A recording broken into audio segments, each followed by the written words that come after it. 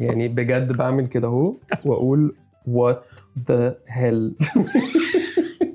هل حاسس ان اي حد ممكن يبقى فود انفلونسر؟ ما تسمعش كلام حد. اديني كده او اوصف لي مراحل تكوين الصورة جوه دماغ ميدو.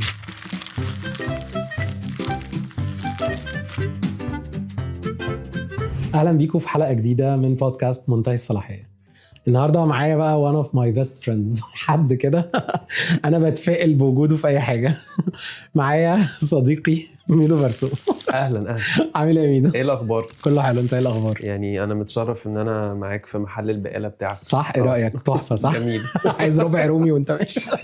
يا ريت. لا ميدو يعني غير ان هو طبعا 10 سنين طبعا، بس هو من اقرب الناس ليا ومن اكتر الناس اللي بحسهم فعلا يعني دماغنا بتربط كده عشان بنفكر في الاكل بنفس الطريقه. طيب first of all انا عايز اهنيك طبعا على السنه اللي فاتت، انت خدت انفلونسر اوف ذا يير. انا خدت انفلونسر اوف ذا يير صح؟ اوورد فعلا. تحفه. congratulations. ثانك يو متشكر جدا. هل انت شايف نفسك اولا افود انفلونسر ولا افود ارتست؟ اعتقد انه عشان اسمي نفسي فود انفلونسر فالكومن بليف او الفكر العام بيقول ان الفود انفلونسر ده بيبقى حد بيأثر على الناس في قراراتها فيما يتعلق بالاكل. فمثلا لو انا فود انفلونسر باكل في مطعم وبصور الاكل اللي انا باكله في المطعم وبقول للناس قد ايه هو جميل، فلما الناس تشوف الفيديو ده وتقتنع وتنزل تاكل في المطعم ده يبقى definitely انا اثرت على الناس دي بشكل ما علشان يقرروا ينزلوا ياكلوا في المطعم اللي انا كنت بعمل له الفيديو ده. انما من وجهة نظري متواضعة برضو، حتى لو انا هسمي نفسي فود ارتست علشان انا الاتجاه بتاع الكونتنت بتاعي ممكن يكون ارتستيك اكتر او فني اكتر، بشوف انه ممكن انفلونس الناس بطرق تانية برضو متعلقة بالاكل. يعني انا ممكن مثلا افرجك حاجة سواء هي كيكة او ريسيبي او حاجة معينة انت بتشوفها في الكونتنت بتاعي وتلهمك ان انت تروح تعمل حاجة زيها شبهها او تحسسك ان انت عايز تجربها او تدوقها. ما هو ده برضو تأثير.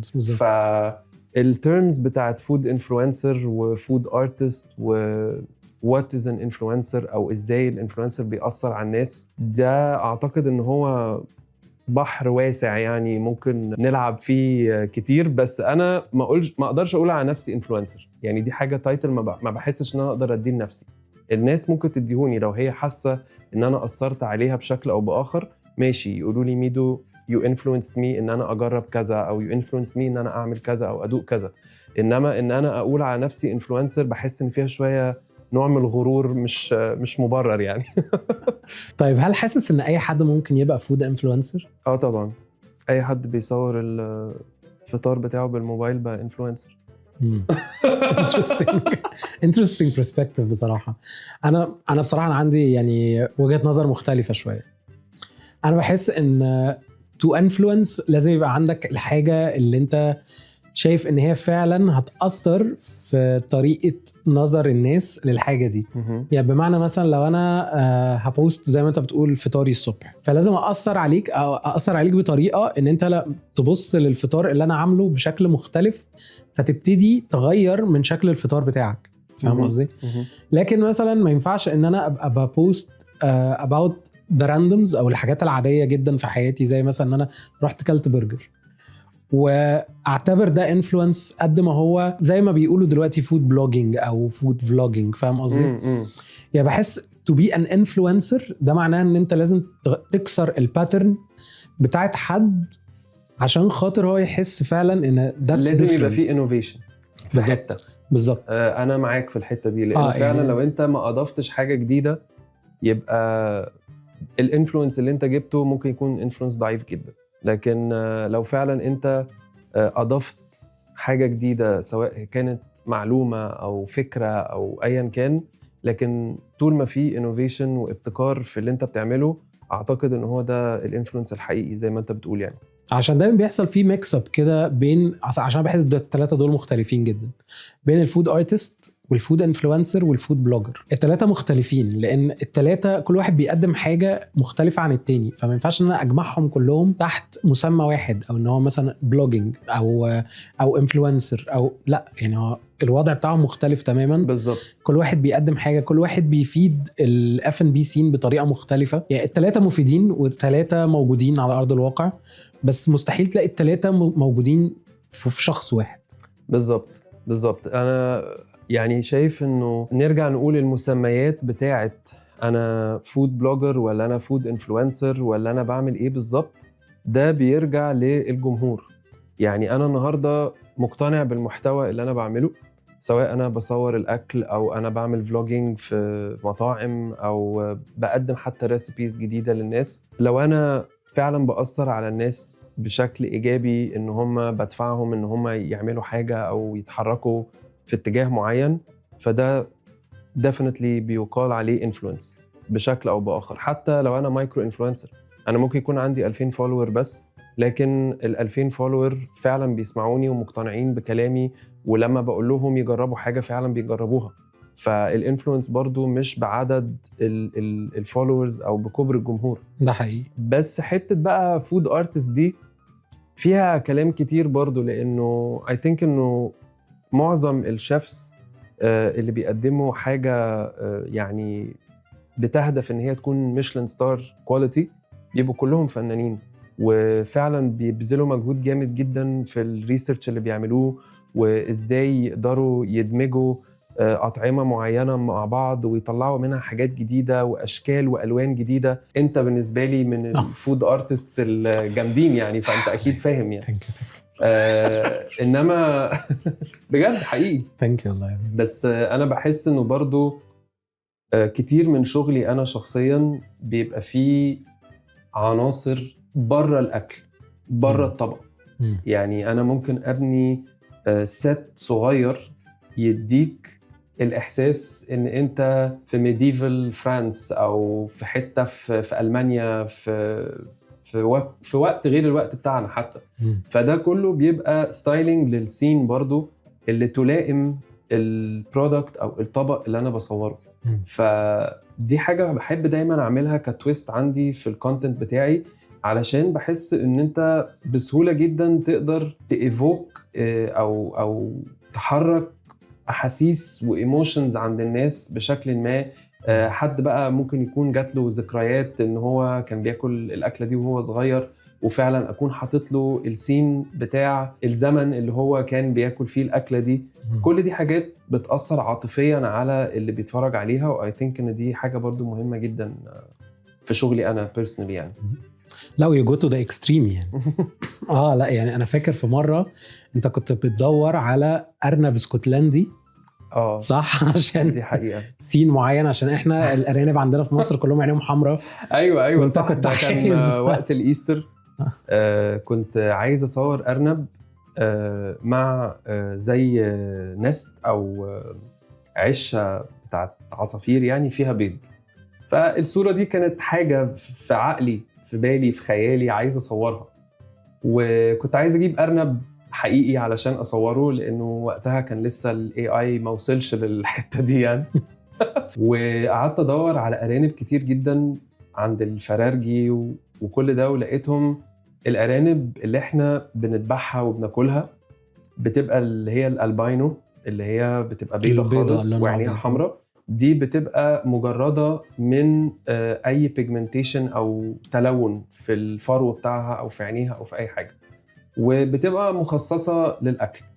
لكن عشان أعمل حاجة شكلها جميل، كنت حابب إنه الأرنب يكون اللي هو الفلافي اللذيذ اللي احنا بنشوفه في الكرتون مثلا او كده. لو انت مش عايز تاكله، بالظبط، اللي هو مش عايز تذبحه وتاكله. بس وجدت صعوبة رهيبة ان انا الاقي ارنب بالمواصفات دي.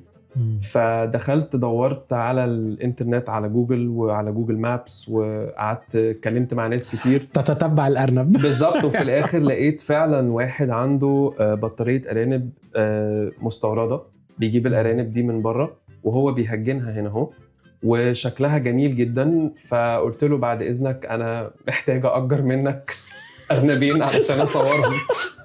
الراجل ما فهمش يعني، هو الراجل اتصدم وقتها، خصوصا ان هو كمان كان بعيد جدا عن الاستوديو بتاعي او الهوم ستوديو بتاعي.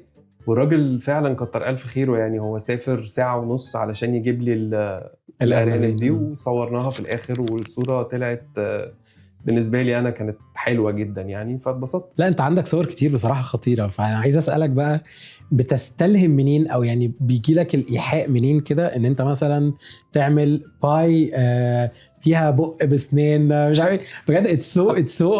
it's so amusing. ده انت يعني متابع بقى. ايوه طبعا. لا طبعا بجد يعني انت بجد انتوا لو دخلتوا عنده على الاكونت هتحسوا ان انتوا دخلتوا ارت جاليري يعني. كل صورة ليها روح وليها لون وليها مختلفة تماما عن اللي قبلها، وبجد بتحسوا بالمجهود اللي اتعمل في الصورة.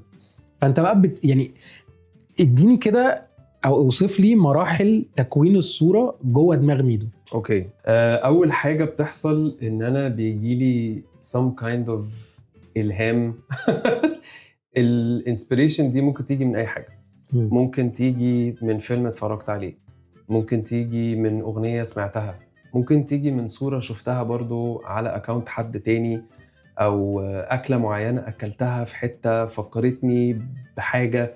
فالإلهام ده فعلا بيجي من أي حتة، وأول ما بلاقي الصورة somehow اترسمت في دماغي أو في خيالي في حاجة معينة شايفها عايز أعمل زيها، ببتدي بقى إيه أدور على العناصر اللي ممكن تحقق لي المنظر اللي في دماغي ده. وأحيانا بيبقى المنظر اللي في دماغي خيالي بزيادة، فما بقدرش أوصل له قوي.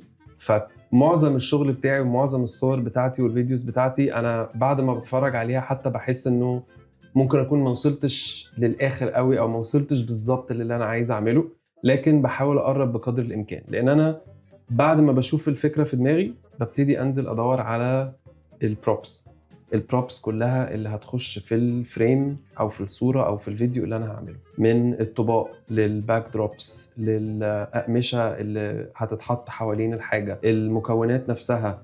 لو في خضار او فاكهة فريش انا بنزل انقيهم واحدة واحدة بنفسي عشان ما يبقاش في حاجة شكلها مش حلو، حاجة مثلا مخبوطة، حاجة لونها مش مزهزه كفاية. كل الحاجات دي بركز ان هي تبقى في احسن حالة وتبقى في شكلها البيرفكت علشان الكاميرا. واحدة واحدة لما بجمع بقى البروبس، موضوع برضو البروب هانتنج ده بياخد مجهود رهيب ووقت رهيب. ساعات أنا الفكرة ممكن تجيلي النهاردة وأعمل الشوت بتاعها أو أحققها السنة الجاية، لأنه ممكن أقعد سنة كاملة بدور على العناصر والبروبس اللي عايز أحطها في الفريم، ومش دايما بلاقيها في مصر. ساعات بسافر اجيبها من بره، ساعات بطلبها من بره تجيلي.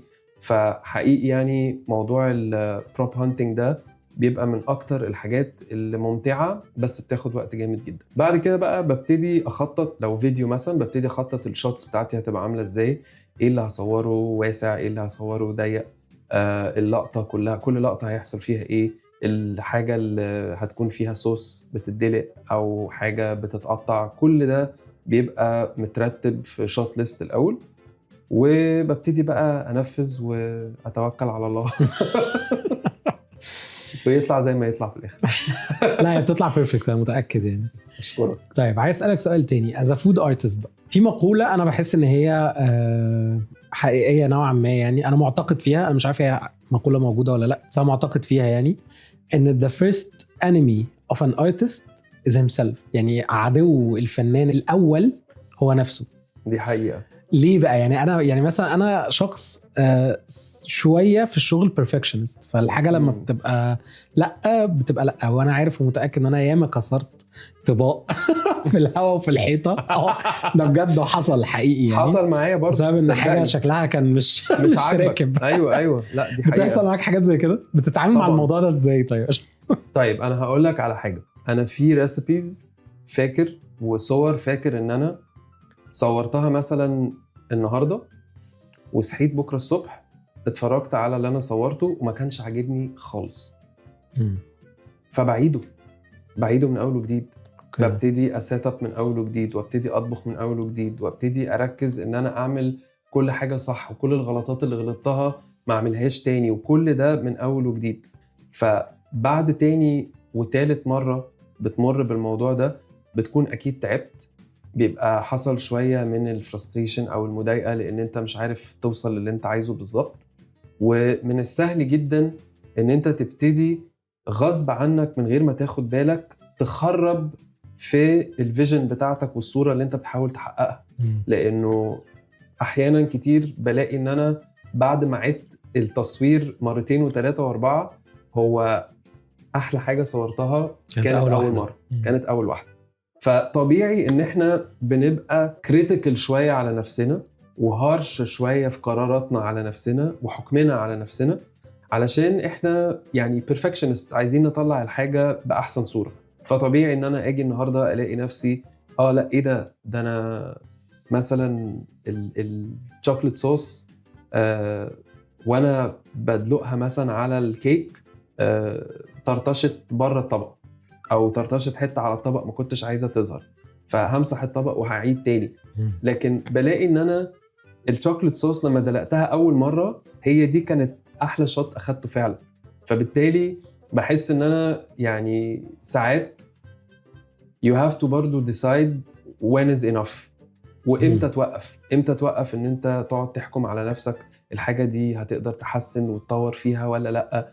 يعني انا بالنسبه لي حاجات برضو بتحصل كارثيه على الست، يعني ممكن وانا مثلا كنت مره بدلق الباتر بتاعه الكيك جوه القالب، تمام، واللي حصل وقتها انه الباتر وانا بدلقها انا كنت مركز مع الكاميرا، فببص للكاميرا وانا بدلق ومره واحده لقيت نفسي الباتر بقى على الباك دروب كلها.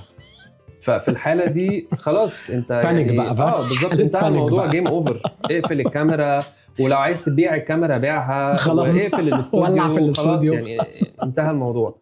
فعادي بيبقى في لحظات كده بدي ظهري للحيطه وبسقط على الارض زي وبجيب مخده والمخده احطها على وشي واقعد اعيط شويه واصرخ ونكمل عادي جدا كأنه ما حصلش حاجه. وزمان الحقيقه كنت عرضه اكتر ان انا ما استحملش الاخطاء دي، وكنت لما الغلطه دي بتحصل كنت بوقف وساعات ما بكملش. لكن النهارده اتعلمت انه عادي جدا ان احنا بنغلط وحاجات بتقع مننا وحاجات ما بتمشيش زي ما احنا عايزينها تمشي، فبنبتدي من اول وجديد ونعيد ونكمل. في حد كان قال لي نصيحه قبل كده اللي هو leave it for now، يعني سيبها دلوقتي و revisit it later، يعني بالزبط. سيبها دلوقتي ما تفكرش فيها، وبعد كام يوم كده اشتغل على حاجه تانية، وبعد كده بعد كام يوم ارجع اشتغل عليها تاني بالظبط. لان بحس ان هي لما بتبقى محطوط انت في نفس اللوب او الباترن دي هتلاقي نفسك انت يعني على طول بتبوظ الحاجه من كتر ما انت زهقت من دي حقيقه فعلا.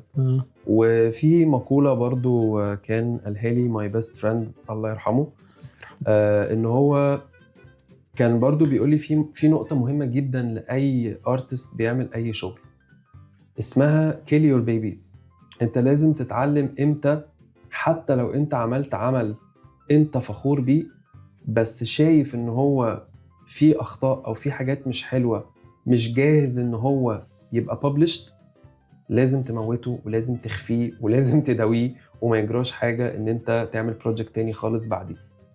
فمش كل حاجة بصورها ومش كل حاجة بعملها لازم احطها عندي على البيج. في حاجات simply it's not good enough، فعادي جدا ان انا اقرر لا معلش الريسبي دي مش هتحط، الفيديو ده مش هينزل، بتحصل برضه. سؤال بقى برضو كفود ارتست عشان الموضوع ده مهم جدا، عشان بحس ناس كتير جدا بتريليت بس في نفس الوقت ما تبقاش عارفه تتعامل مع المواضيع دي ازاي. اولا عايز اقول لك بس بدون قطع كلامك، هو شرف كبير ليا ان انت تقول عليا ارتست برضه. لا يعني انفلونسر وارتست دول تو تايتلز بشوفهم كبار جدا. فحته ارتست دي يعني I really appreciate it، لانه بتمنى ان الناس فعلا تشوف some kind of art in what I do، فكوني حققت ده يعني شكرا. بحس ان يعني ازاي بتتعامل مع المايند بلوك لما مثلا بتبقى خلاص انت فترة دماغك مش شغالة، مش فاهم، ما بتمشيش، هي واقفة في زون معينة مش قادر تجيت كرييتيف بيها، بتعمل ايه؟ المايند بلوك ده حاجة انا جالي مايند بلوك سنة ونص في 70 كانت قاضية، الواحد ما يقولش اي الفا. لا المايند بلوك ده حاجه صعبه قوي بصراحه، لانه هو لما بيسيطر على عقلك فعلا انت انا ممكن اقعد اسابيع طويله جدا مش عارف اعمل حاجه، مش عارف ابتدي منين، مش عارف، حاسس ان انا I'm not inspired. بتحصل. اعتقد برضو انه في الحالات دي بالذات الواحد بيبقى محتاج ان هو يريلاكس، ومحتاج ان هو يخرج بره الكومفورت زون بتاعه شويه، ويكسبلور حاجات جديده، ويبص على حاجات ما كانش بيبص عليها قبل كده، لانه كل ده في الاول وفي الاخر بيرفرش الميموري بتاعتك والافكار بتاعتك والايدياز بتاعتك، وبتلاقي نفسك بتخرج بره الكومفورت زون اللي انت كنت متعود عليه. ما هو انا ممكن النهارده مثلا ابقى انسبايرد ان انا اعمل 5 وصفات بالباستا، 5 وصفات مكرونه، تمام. هاجي بعد الوصفه ال5، طب يا جماعه انا مش عارف افكر في حاجه. ليه؟ لان انا عملت 5 وصفات كلها بنفس التوبيك. فلما انا اقول لك مثلا كلمه واحده زي سمك، فجاه هتلاقي نفسك دماغك راحت ل5 ريسيبيز جداد بالسمك. بس انت الكرييتيف بلوك او المايند بلوك لما بيحصل I believe من احسن الطرق للتعامل معاه ان انت تقعد تتفرج على حاجات وتسمع حاجات وتعمل حاجات مش متعود تعملها. هو ده اللي بيخرجك من البوكس اللي انت بتكون قفلت على نفسك فيه. ده حقيقي. اسالك ايه تاني يا ميدو؟ بحاول ابص بحاول ازنقك. لا بس انت دلوقتي طبعا انا شايف هو اكيد كان في تطور في الكونتنت بتاعك عن اول ما بدأت، ماشي؟ انا فلما عارف بتبص السؤال ده. انا عارف السؤال ده وكنت محضر له اجابه مخصوص. ايوه. فوين يو ريفلكت باك بقى، او لما بتبص على اول فيديو انت صورته او اول صوره انت صورتها بدايه من رحلتك كفود ارتست، ماشي، ايه يعني ايه رد فعلك او ايه وجهة نظرك عن الصورة؟ او هل بتقعد تطلع فيها الغلطات ولا بتقول ان دي كانت بداية وطبيعي؟ يعني بجد بعمل كده اهو واقول what the hell. يعني بحس ان انا ممكن ابص على الحاجات القديمة اللي عملتها وقد ايه كنت مبسوط بيها وطاير وشايف ان هي حاجة جامدة جدا، وببص عليها وبقول لا، يعني انا مستغرب ان انا مستمر وموجود لحد النهارده بكل اللي انا حطيته قبل كده. ازاي ما تكنسلتش؟ بالظبط، ازاي ما تكنسلتش فعلا. لكن لا في حاجات اصله كمان ما كانش عندي ولا الفكر ولا الاكسبيرينس ولا الامكانيات. ما هو انا برضو في الاول ما كانش عندي مثلا كاميرا، فكنت بصور بكاميرا الموبايل. بعد كده لما جبت الكاميرا ابتديت اتعلم ازاي استخدمها. اول كام شهر ما كنتش برضو عارف استخدمها to its full capacity، كان في حاجات كتير ما كنتش فاهمها. فاضطريت ان انا اتعلم كتير عن التصوير واطور من النوليدج بيس بتاعي في شوتينج فوتوز، شوتينج فيلم، اديتنج. كل الكلام ده كان لازم يعني اشاربن ماي سكيلز فيه عشان احاول ارجع لحته انا اكون مبسوط بالكونتنت اللي انا بطلعه. فلما ببص على اللي فات ساعات وات هيل. بس اللي انا عايز اقوله بس في الحته دي مهم قوي، انه مفيش ولا حاجه ممكن اقول ان انا فعلا في اللحظه اللي كنت بعملها فيها او في اللحظه اللي انا نشرتها فيها كنت مستعار منها. ولحد النهارده انا ما بشيلش اي كونتنت من البيج عندي، فاي حد بيخش عندي على الصفحه بيقدر يشوف التاريخ الاسود بتاعي كله ومراحل تطوري كلها. ودي حاجه انا بحس اعتقد دي حاجه مهمه جدا. بالظبط، انا مش مكسوف منها ومش مستعار منها، ان في دايما تطور وفي دايما تجديد وفي دايما حاجات شكلها احسن واحلى. بص بيبص لي بيضحك، عارف ان انا بفكر له في سؤال. استر يا رب علينا. لا ما تقلقش. طب اسالك سؤال سهل بقى، عشان ايه يعني your favorite كاميرا كومبو؟ كاميرا كومبو ازن كاميرا لينس لايت. طيب يعني ده فاهم، ده كومفورت زون كده بتاعتك. اوكي، انا اول ما بدات كان معايا ال 50 ملي، العدسه ال 50 ملي الستاندرد اللي بتيجي مع اي كاميرا. اي كاميرا كانون، معلش الكاميرات التانية مش عارف بيجوا بايه، بس الكاميرا كانون بتيجي ب 50 ملي، ده طبيعي. بيقولوا عليها بقى نيفتي 50 وهي دي اللي تبتدي بيها حياتك، وهي ده الفوكال لينث اللي ممكن تعمل بيه حاجات كتير وتمام. النفتي 50 قعدت معايا تقريبا سنة ونص أو سنتين قبل ما اشتريت عدسة تانية. ولما كنت بصور نفسي في الفيديوز بتاعتي بعدسة 50 عشان أنا برضو وشي رفيع شوية وكده، فكنت بحس إن أنا اتطبقت. فعلشان أقدر أعرض شكلي ووشي وكتافي ويبقى شكلي أحسن في الفيديو، اضطريت إن أنا أشتري عدسة يعني ممكن أوصل بيها لفوق اللينكس أعلى. فاشتريت ال 24 ل 105، ودي بصراحة ما بتتشالش من الكاميرا بتاعتي لحد النهاردة. يعني ال 50 ملي الغلبانة القديمة بقت متشالة في الشنطة لوحدها، حرام حزينة ما بقتش استخدمها. إنما بصراحة برضو ال 50 ملي دي عشان برايم لينز وفوكال لينث واحد ثابت، كانت بتطلع لي، أنا فاكر كنت بتطلع لي صور شارب أكتر بكتير. فدي حاجة لسه بحترمها فيها وعشان كده مخليها. إنما الفوكال لينث مثلا 70 وال 85 بقيت أحبهم أكتر. مشكلتي الوحيدة طبعا في الديستنس بتاعي وبتاع الأكل من الكاميرا، ساعات ببقى مقيد في الاستوديو بتاعي لأن الاستوديو بتاعي صغير. لكن definitely ال 70 ملي لو هنتكلم على لينز. إضاءة one light source one light source لأنها I think بتديني إحساس طبيعي جدا أكن أنا في أوضة مثلا وفيها شباك واحد. لا بيبقى فيه لايت اند شادو، بيبقى فيه دبث كده شويه بالظبط. وهو I think إنه بالنسبة لي أنا بحب أشوف الأوض حتى في أي بيت أو كده إن هي يبقى ليها شباك واحد صغير بس. ما بحبش الحاجات اللي مفتحة قوي اللي هي البانوراميك 360 درجة إزاز دي بانوراميك. أنا عارف منور من كل ناحية، النور داخل من كل حتة. ده بيخلي بس الموضوع بالنسبة لي حاسه مشكلته الأساسية إنه بيخليني مش عارف أكنترول الإضاءة. يعني مش عارف أغطي فين وأقفل إيه وأفتح إيه عشان أوصل للوك اللي أنا عايزه. فون لايت سورس كافية، أوكتا كبيرة مثلا 100-120 بس مش محتاج أكتر من كده. طيب إيه الكونتنت اللي ممكن يستفز ميدو لدرجة إن هو يبقى عايز عايز أعمل ده؟ عايز أعمل ده مش يستفزني يضايقني يعني. يستفزك اللي هو عارف اللي هو يخليك عايز تقوم تشتغل دلوقتي. أوكي ليه مروان الحاجات دي؟ أعتقد إنه في حاجات كتير بشوفها مؤخراً بيبقى فيها لعب أكتر بالأكل و visual effects أكتر.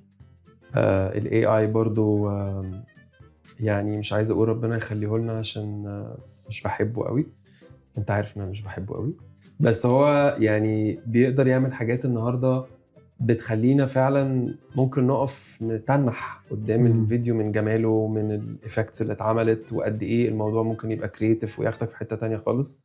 فلما بشوف الحاجات دي على السوشيال ميديا حقيقي بتشجعني إن أنا أقوم أحاول أعمل حاجة زيها بس بطريقتي دي. برضو حاجة بحس إن أنا محتاج دايما أفتكرها ومحتاج دايما أرجع لها، إن الكونتنت بتاعي يفضل شكله my own content، ما يبقاش شبه حاجة بتاعت حد تاني أو كده. أنا بحس عشان إحنا اتكلمنا، أنت لسه قايل ال AI، بحس ال AI بص في ناس كتير ضد ال AI وناس كتير معاه. أنا بصراحة كشخص شايف إن ال AI هو أداة، مش حاجة نعتمد عليها اعتماد كلي، قد ما هي أداة بتكمل وظيفة أو مش بتكمل، ممكن تعدل وظيفة مثلا إحنا غلطنا فيها شوية فنقدر نعالجها. فاهم قصدي؟ يعني مثلا في ناس كتير ضد الاي اي او ضد الايمج كرييشن عامه بالاي اي، مع ان انا احس ان هو سهل حاجات كتير جدا، كمثلا ان احنا نقدر نعمل فيجوال مود بورد يعني very specified عن ان احنا نروح مثلا نجيب صور من بنترست او نقعد ندور على الانترنت. الموضوع بقى اسهل في ان انا اقدر اعمل مود بورد مثلا لكلاينت او مود بورد لشوت انا عايز اعمله. فاهم قصدي؟ based on what I imagine او التخيل اللي انا شايفه مناسب فعلا للصوره اللي انا عايز اعملها. بالظبط. فاهم قصدي؟ لكن ان انا اعتمد بقى ان الصوره دي هي الفاينل برودكت، ده بالنسبه لي هيبقى اللي هو الايه التيك اللي هو لا يعني ممكن اغير سراوندنج مثلا بالاي اي، لكن ما ينفعش ان انا اعمل الاكله بالاي اي لان اتس نوت ريل، اتس نوت بيزد اون حاجه حقيقيه. فاهم قصدي؟ انا اللي اعملها. فحاسس عشان برضو ايه يعني بحب اوضح حته الاي اي دي عشان الناس كلها بتبقى فاكره اللي هو لا الاي اي لا، بس انا بحس ان هو ظهوره دلوقتي زي ظهور الفوتوشوب مثلا، زي ظهور الكاميرا الديجيتال، زي ظهور حاجات كتير كانت ريفولوشنري ساعتها، بس الناس ما كانتش مقدره البعد بتاع الاداه دي قوتها عامل ازاي قدام. فاهم قصدي؟ مع برضو اعتراضي زي ما بقول لك ان الاعتماد يبقى كامل على الاي اي عشان برضو نسيب روم فور بيبل تو كرييت، يعني كفايه. ايوه هو الاي اي على قد ما هو ساهم في ان هو يخلي جيل كامل بيعاني من الغباء الخفيف، بس يعني اعتقد ان هو برضو اكيد فادنا في حاجات كتير. انا بالنسبه لي مثلا بحس ان هو بيقدر فعلا زي ما انت بتقول بيعالج لي مشاكل وبيعالج لي حاجات ممكن اكون اخطاء حصلت في التصوير زمان ما كنتش اتخيل ان انا اقدر احلها في الاديت، لكن دلوقتي فعلا الاي اي بيساعدني جدا ان انا اعمل ده.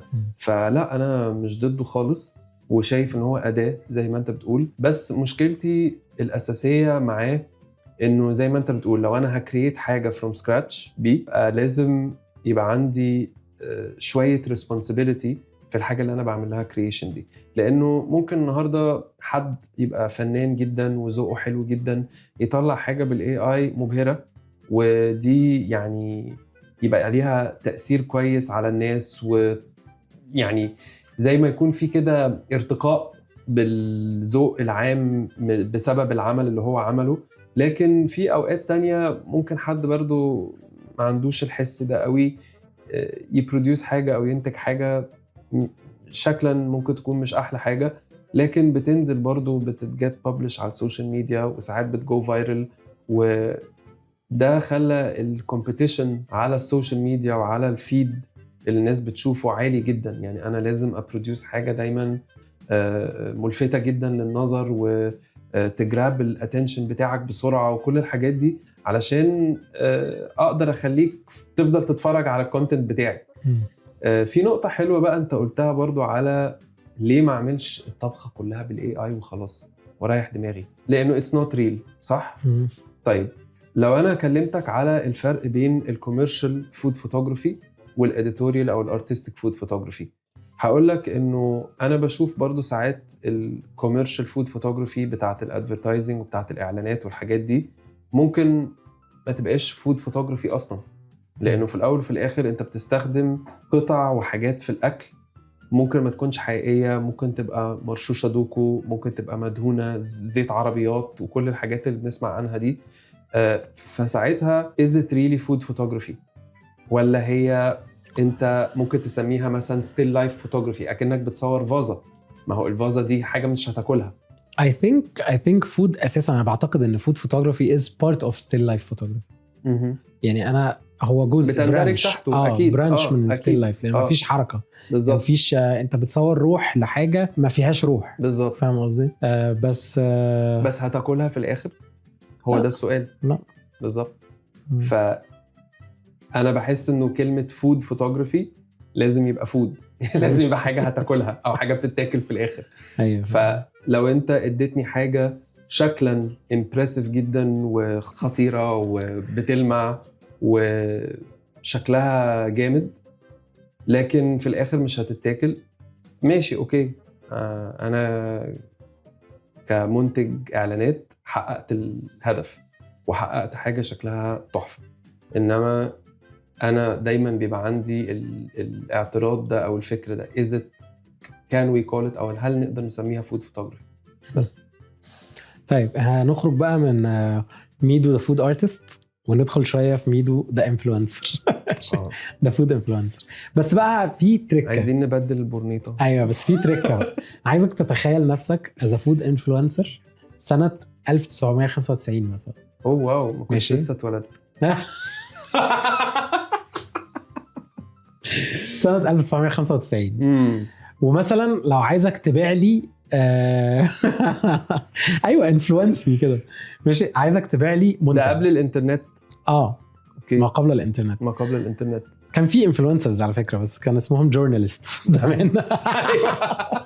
يعني كان بينفلونس الراي العام بس بطريقه اخرى يعني. بالظبط.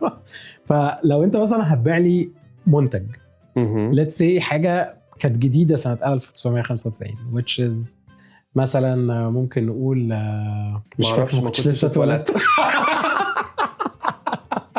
لا بس بجد ممكن مثلا اقول لك بيع لي شوكولاتايه. 95 على فكره كان في حاجات كتير، مش بس كتير يعني هو الجديد انه سنه 95 دي كان في حاجات كان الجديد اكشلي ان كان في حاجات كتيره مستورده كانت بتخش مصر اللي هي دلوقتي شايفينها بتختفي.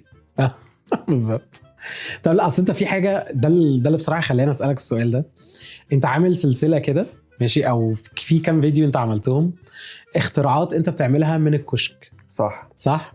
فمثلا let's say حاجه قديمه، تعال نقول مثلا شوكولاته جيرسي. لو هتعمل حاجه بشوكولاته جيرسي بستكناو بيع لي بقى بستكناو بالظبط. بيع لي بقى الحاجه اللي انت هتعملها بالشوكولاته جيرسي دي كأن انا ما اعرفش الشوكولاته جيرسي دي اصلا، لان هي كانت بالنسبه لي حاجه جديده. طبعا انت برضو ما كنتش اتولدت. ابيع لك شوكولاته جيرسي على انها حاجه جديده.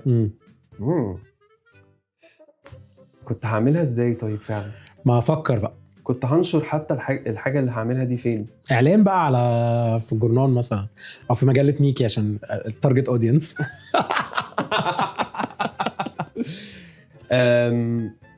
انا زمان كنت برسم.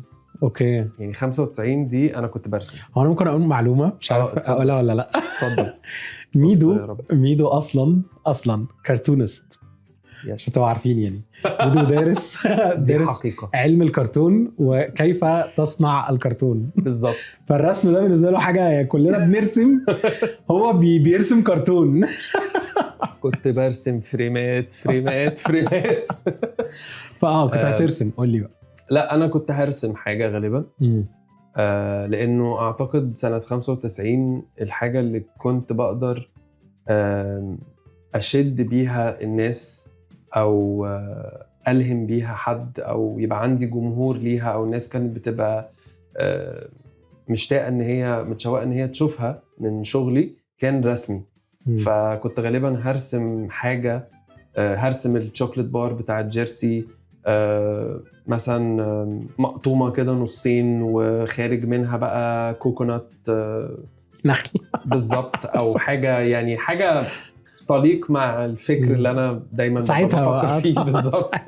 فبس غالبا كنت هلجأ للرسم، ما كانش عندي اي وسيله تانية ان انا امبرس بيها الجمهور غير الرسم. تحفه. كنت هعلقها في حته في الشارع، كنت هصورها بمكان التصوير وعلقها بوسترز في الشارع. طب احكي لي اكتر عن سلسله الكشك بتاعت الفيديوهات دي، عشان دي بصراحه كانت انترستنج جدا بالنسبه لي. هي كان في اونلاين ماجازين او منصه من الكبار جدا المعروفين جدا المتعلقين بالاكل. هم جولي وقالوا لي ميدو احنا عايزين نعمل زي سيريز بتاخد فيها انت اي حاجه منتج من كشك سجاير عادي، يعني حاجه بسيطه بس الشرط الوحيد كان ان المنتج ده يكون لوكال ومصري، ونعمل بيها حاجه تكون امبرسيف للجمهور او حاجه حلوه، سواء بقى كيكه او تورته او وات ايفر، يعني هنعملها بالمنتج اللي انت هتشتريه من الكشك. فالحقيقه الفكره يعني ديها مثلا حاجه من الحاجات اللي خرجتني من الكومفورت زون اللي كنت فيه، لان انا كنت دايما بشتغل بحاجات مستورده ومش مصري وبريميوم كواليتي جدا، فان انا اخد منتج متواضع جدا زي حاجه من الكشك ايا كان بقى هي ويفر ولا حته شوكولاته ولا ايا كان هي ايه، واعمل منها حاجه تكون جورميه زي ما بيقولوا، دي كانت تشالنج كبيره جدا بالنسبه لي. بس اتبسطت جدا ان انا I was approached by them، وقعدنا بقى اشتغلنا على الفيديوز اللي احنا بنعملها دي، ويعني حققت نجاح كبير الصراحة. يعني أنا الفيديوز العادية بتاعتي كانت بتجيب 1000 و2000 فيو، الفيديو الاولاني بتاع الكاتاكيتو ايس كريم كيك، عملت تورته ايس كريم بالكاتاكيتو، ده جاب اعتقد 64,000 فيو.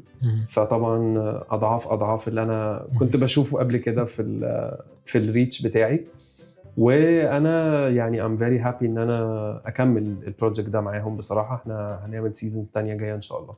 ان شاء الله. طيب اخر سؤال بقى، عشان ايه ليه انا عايز إحنا اكمل. مطولين على الناس قوي يعني، خلصنا لهم الباقه. فاخر سؤال، لو حد عايز يبتدي يبقى فود ارتست، مش فود انفلونسر ولا فود بلوجر، عايز يبقى فود ارتست، ايه النصيحه اللي تقدر تديها له اللي تخليه فعلا يحس ان هو يقدر يعمل حاجه زي كده، او ان هو ما يفهم ما يضعفش كده بعد اول اسبوعين؟ ما تسمعش كلام حد. ده ده كل اللي اقدر ده اقوله حقيقي. لك. ده حقيقي. يعني انا ولا كلام نفسك والله. ولا كلام نفسك. ده حقيقي. كمل ومالكش دعوه. كمل ومالكش دعوه. I think is احسن نصيحه، لانه انا فاكر كويس جدا اول ما ابتديت الكونتنت اللي كنت بقدمه كان وما زال I think مختلف جدا عن اللي معظم الناس والبلوجرز التانيين بيقدموه. وده كان بيسبب دايما انه كان في مش هقول، مش هسميه حتى انتقاد، هو كان في احساس بان انا اكني صعبان على الناس. انه الشغل بتاعي مش بيحقق ريتش كبير، مش بيحقق لايكس كتيره، مش بيجيله اتنشن كتير. فكل ده حاجات كانت صعوبات قابلتني وحسستني ان انا ممكن احبط في اي لحظه واوقف اللي انا بعمله خالص، واقرر ان انا امشي في الطريق المين ستريم اللي هو كل الناس ماشيه فيه. فدي اعتقد كانت حاجه هتدمر البراند والكيان بتاع ميدو ايتس كله على بعض. فلو عندي فعلا one piece of advice او نصيحه واحده قويه جدا اقولها، انه الواحد لازم يمشي ورا قلبه، ويمشي ورا احساسه، ويمشي ورا اقتناعه هو بالحاجه اللي هو بيعملها، مش بكلام الناس. ده حقيقي. believe in yourself. طيب قبل ما نمشي ماشي ونقفل البقاله، انا هتحداك تحدي خلاص عشان اطلع بقى من جواك ميدو الفنان. اما نشوف. انا عايزك تنقي حاجه من البقاله دي، ايوه، وتصورها لي صوره كده بالموبايل حلوه، ايه ده؟ وهنوري الناس الصوره دي. انت بتتكلم بجد؟ حاضر. يلا بينا. تشالنج اكسبتد. انا هسيب لك البقاله وانت قوم نقي. خلاص اوكي. يلا بينا.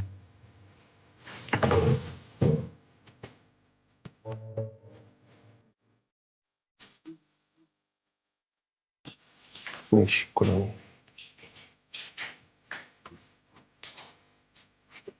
ماشي انا خلصت. ممكن اجرب اديت حاجه بس. ماشي يلا اديت سريع، استنيني الاديت. حاسس ان انت بدات ترد على المسجز بس انت لا والله ابدا، بس بحاول اشوف كده لو في. طيب خلصت اديت؟ خلصت. جاهز. وريني. تحفه. لا ما كنتش متخيل. اي خدمه. لا حلو قوي فعلا بجد. مش عارف اقول لك ايه. ثانك يو يا ميدو. شكرا جدا بجد. ثانك يو بجد. شكرا جدا ان انت جيت النهارده، نورت البقاله الصغيره بتاعتي. بجد شكرا. هقطع لك ربع رومي حاضر وانت ماشي. لا شكرا بجد لمنتهي الصلاحيه ومروان وهم وكل حاجه في الدنيا. يعني ثانك يو بجد for having me on the show. لا ثانك يو فور كومينج بجد، واتمنى بقى اشوفك تاني وتالت ورابع كتير بقى ان شاء الله. يلا بينا.